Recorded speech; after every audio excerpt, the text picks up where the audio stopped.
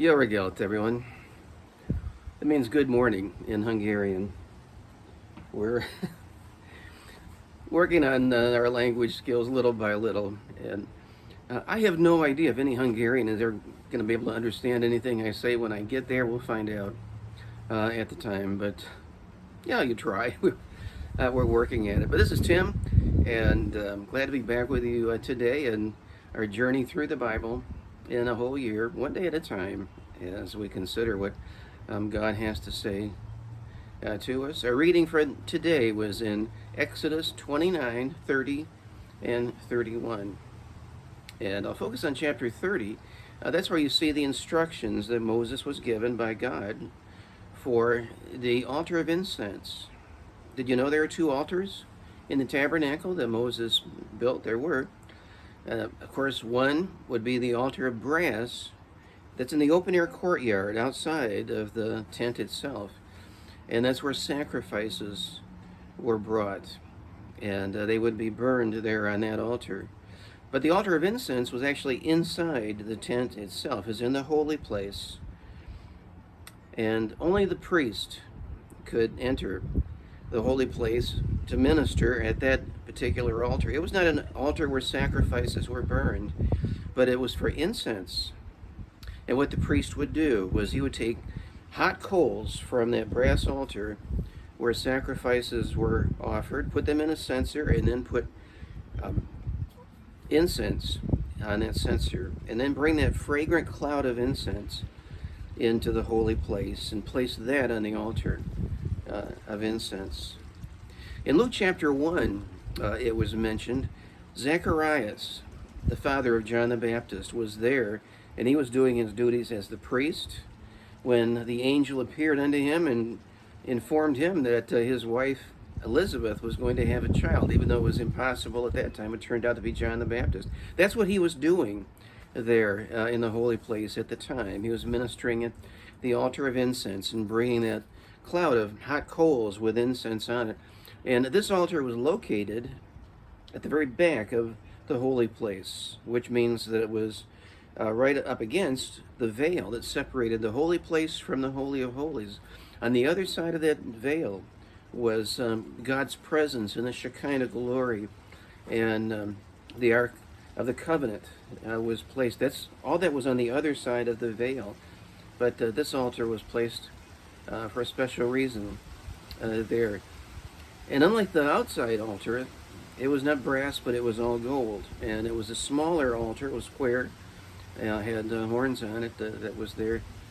It's also mentioned, by the way, in Revelation chapter 8. Did you know that when Moses was given the details for the tabernacle, that what he built was a copy of what's in heaven? That's our neighbor. He's ready to take off in his pickup truck. But yeah, there is an altar of incense in heaven, and John saw it in Revelation chapter 8. Except in that case, he didn't see a priest who was bringing incense to this altar, but it was actually a powerful angel who brought in much incense, it said, and this massive cloud went up before God, and it was fragrant, it was pleasing to him.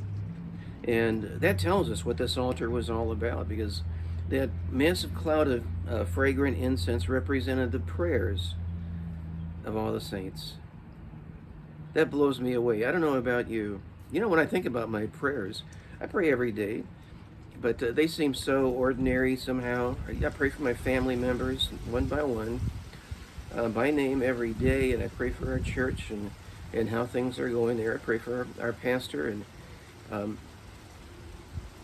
but somehow it seems not ordinary, I guess I would say. Yeah, it's not memorable English that anybody would want to preserve. And I know some people have a book of prayer and they read prayers.